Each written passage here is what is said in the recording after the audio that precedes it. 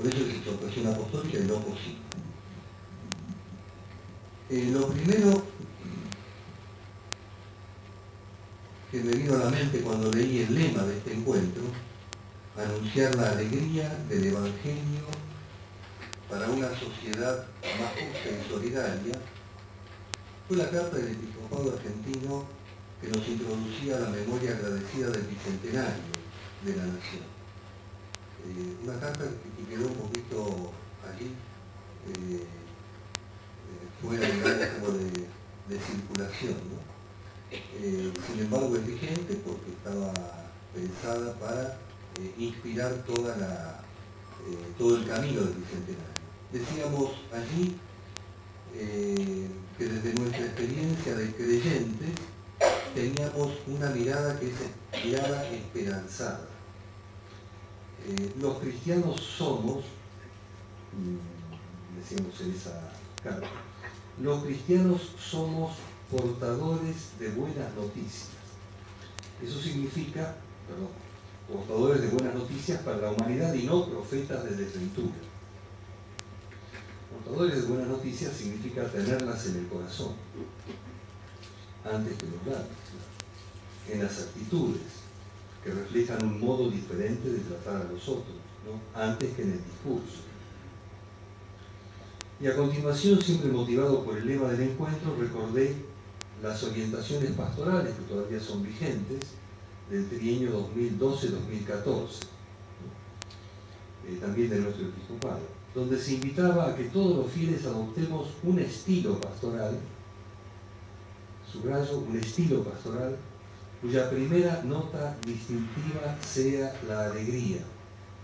Eso lo relaciono con el lema, ¿no? Anunciar la alegría del Evangelio, que además es el título de la exhortación. En resumen, el lema recoge tres elementos fundamentales. El lema recoge tres elementos fundamentales que los encontraremos fuertemente destacados en Evangelii Gaudium: la alegría del Evangelio, la justicia y la solidaridad. Pero antes de introducirnos en el contenido de la exhortación, una anécdota que ilustra el tema de la alegría como experiencia cristiana fundamental. Uno teme que este tema de la alegría sea un tema un poco remanido, ¿no? Porque ya venimos desde Aparecida con el tema de la alegría, etc. Pero es fundamental, es necesario rescatarlo, ¿no? Es fundamental, no como un adjetivo de paso, sino que está en el fundamento de la experiencia cristiana.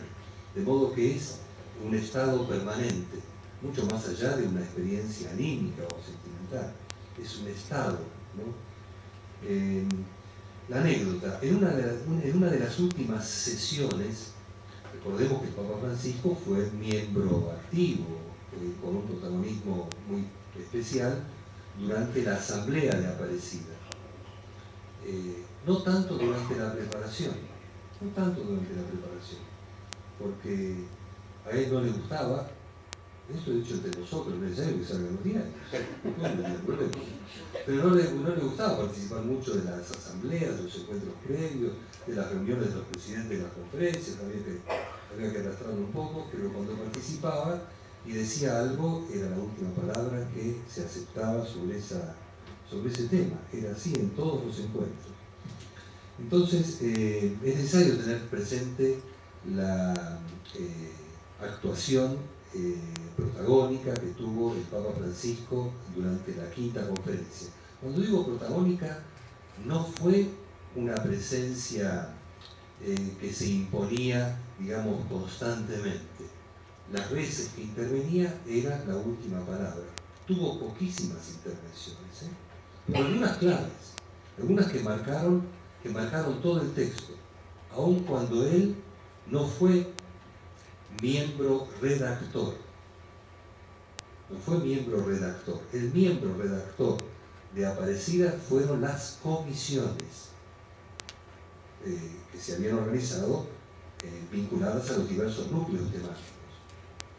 El cardenal Bergoglio fue presidente de la comisión de redacción que tenía por misión ensamblar los textos de las comisiones. Ensamble significa respetar al miembro redactor, que fueron las comisiones, ¿no? Pero las pocas intervenciones marcaron el espíritu, fuertemente el espíritu de Aparecida. ¿Por qué me parece importante decir esto?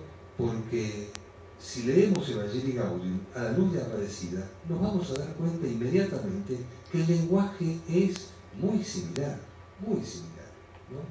Es una extensión universal, es una extensión a la Iglesia Universal de Aparecida.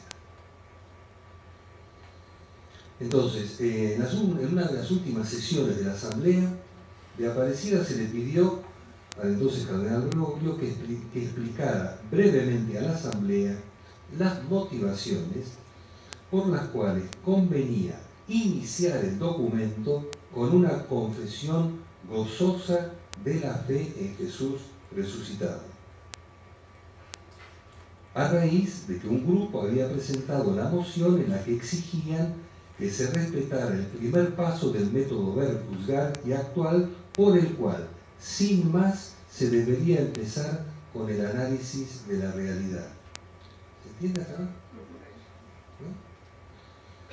El resultado de la votación fue ampliamente favorable a la presentación, a la motivación que hizo el cardenal Bergoglio sobre la necesidad de no empezar con el primer paso del ver haciendo meramente un análisis técnico de la realidad, sino partir de una realidad que es anterior, fundamental y presente a lo largo de todo el análisis, que es precisamente la confesión gozosa de nuestra fe cristiana en Jesucristo resucitado, fundamento de nuestra alegría.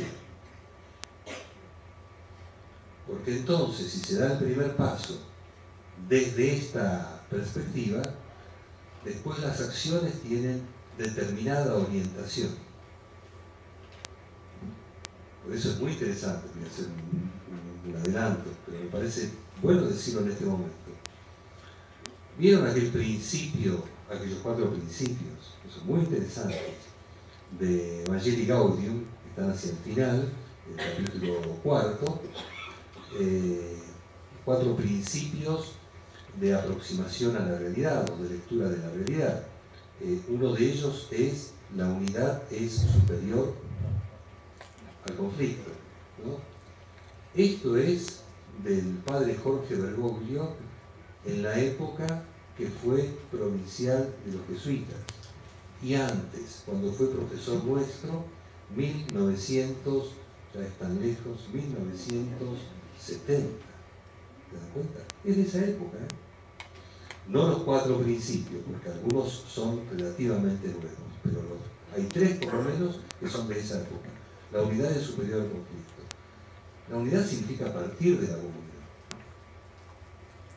Si uno parte del conflicto, termina con acciones orientadas, evidentemente, al conflicto. Es una cuestión simplemente de lógica.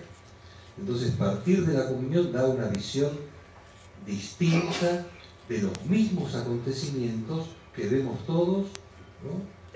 Sin embargo, la fe cristiana, precisamente porque parte de una concepción esperanzada de la vida, ¿no?, tiene una lectura diferente de los mismos acontecimientos.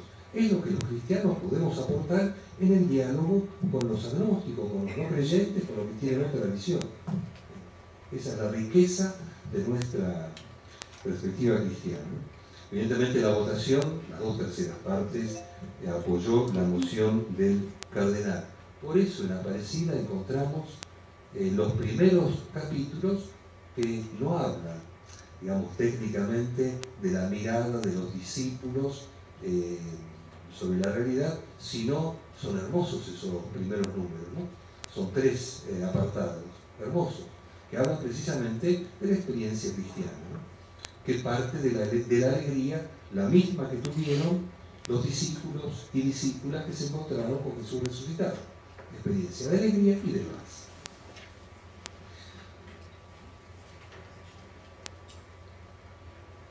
No nos extrañe entonces que el Papa Francisco, con Evangelii Gaudium, nos introduzca con al menos 13 números. es una introducción muy larga sobre la alegría, sobre esta alegría evangélica. La exhortación apostólica de Evangelii Gaudium del Papa Francisco recoge la experiencia de la iglesia vivida en América Latina, una iglesia viva, fuertemente interpelada por su condición de discípula de Jesús.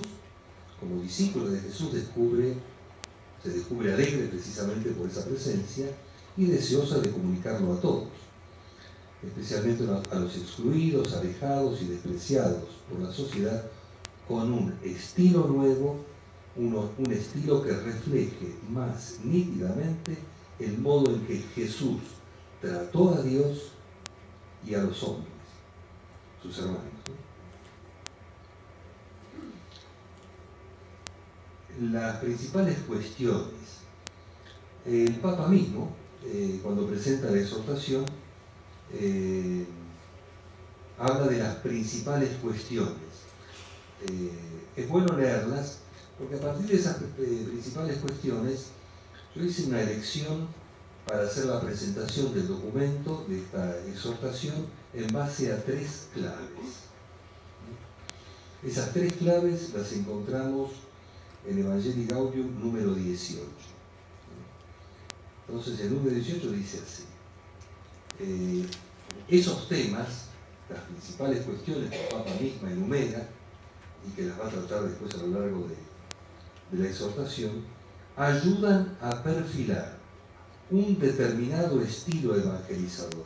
Primera clave: ayudan a perfilar un determinado estilo evangelizador que invito a asumir en cualquier actividad que se realice. Las otras 2 claves que propongo son la que ya mencioné de alguna manera, que es la alegría del Evangelio, ¿no? Que se encuentra al inicio del documento y después a lo largo de todo el documento, ¿no? De todo el documento. Y la tercera clave, la pastoral en clave misionera. Esa sería, digamos, como la tercera perspectiva.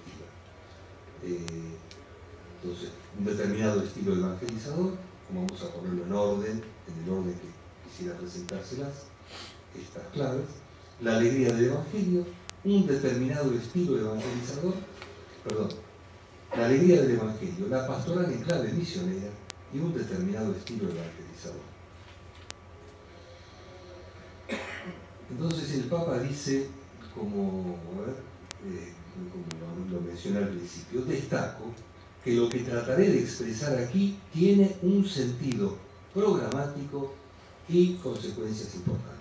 Lo dice, ¿no? Y espero, agrega, en el número 25 de la exhortación, espero que todas las comunidades procuren poner los medios necesarios para avanzar en el camino de una conversión pastoral y misionera. La alegría del Evangelio. Decíamos, los primeros 13 números dedicados a la alegría hacen la apertura del documento y le imprimen un sello proactivo, abierto, dialogal.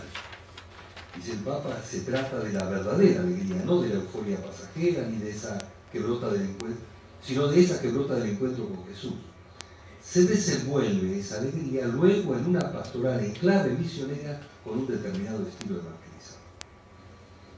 Es la alegría que llena el corazón y la vida entera de los que se encuentran con Jesús. Dice el Papa, quienes se dejan salvar por Él son liberados del pecado, de la tristeza, del vacío interior, del aislamiento, ¿no? Inmediatamente al inicio, cuando empieza con este tema, el Papa advierte sobre el gran riesgo del mundo actual, con su múltiple y abrumadora oferta de consumo. Es una tristeza individualista, el gran riesgo, una tristeza individualista que brota del corazón cómodo y avaro, de la búsqueda enfermiza de placeres superficiales y de la conciencia aislada. Por eso invita a renovar ahora mismo su encuentro personal con Jesucristo. Me detengo un poquito en esto del encuentro personal con Jesucristo. Esto no es ninguna novedad de la Iglesia, naturalmente, pero hoy impacta de un modo especial. Y estamos invitados a renovar este encuentro con Jesús. Cuando se empezó a pensar Aparecida, en el 2001 se dijo que era importante pensar en una nueva conferencia general para el episcopado latinoamericano y del Caribe. Empezó a pensar Aparecida, en el 2001 se dijo que era importante pensar en una nueva conferencia general para el episcopado latinoamericano y del Caribe. Después se dejó 2 años eso, y en el 2004, en Puebla, celebrando los 25 años de Puebla, 2004, en esa asamblea de presidentes de las conferencias episcopales de América Latina, salió el tema del discipulado como tema de la quinta conferencia. Entonces me parece bueno recordar, ¿no? El de ser discípulos, todos, empezando por los obispos, ¿no? que es a quienes más nos cuesta ser discípulos. Hago otro paréntesis. En la asamblea de Aparecida, que era una asamblea muy participativa, les decía antes, las comisiones estaban armadas, conformadas por laicos, por representantes de otras confesiones, por sacerdotes, por obispos, por cardenales, al mismo nivel. Es decir, todos eran miembros de la comisión y todos trabajaban, digamos, a la par sobre el núcleo temático en el que se habían anotado. El comentario de algún cardenal, nosotros no estamos acostumbrados a esto. Estamos acostumbrados a que una monja nos diga, no, pero yo pienso, ¿te dan cuenta? Es decir, no estamos acostumbrados. Era muy sincero, claro. Pero bueno, ¿qué quiero decir con esto? Lo del discípulo, ¿no? Se subrayó muy fuerte la necesidad de ser discípulos, la necesidad de la escucha. Escucha significa cerca, ponernos cerca. No se puede escuchar de lejos. Exige cercanía, ¿no? Y exige un determinado trato entre nosotros para poder escucharnos. Hay un estilo entonces cristiano que surge de la actitud de escucha, con todas las consecuencias que tiene esto, ¿no? Entonces apareció el tema del discipulado como tema importante que inmediatamente alcanzó el consenso de todos. Cuando alguien dijo, se habían hablado de otros temas, se habían salido varios temas. Cuando apareció lo del discipulado, inmediatamente comenzaron a intervenir varios, subrayando la importancia de este tema. Alguien dijo, no se puede ser discípulo si no se es misionero. Ahí se conformó el tema. Y fue de consenso unánime. No hubo necesidad de votar, porque fue consenso unánime. Lo del discipulado y la misión. Me parece bueno decir esto porque el Papa Francisco, en definitiva, lo que está colocando a nivel de la Iglesia Universal es la necesidad de un nuevo encuentro con Jesús, ¿no? Y una iglesia en salida, es decir, una iglesia misionera.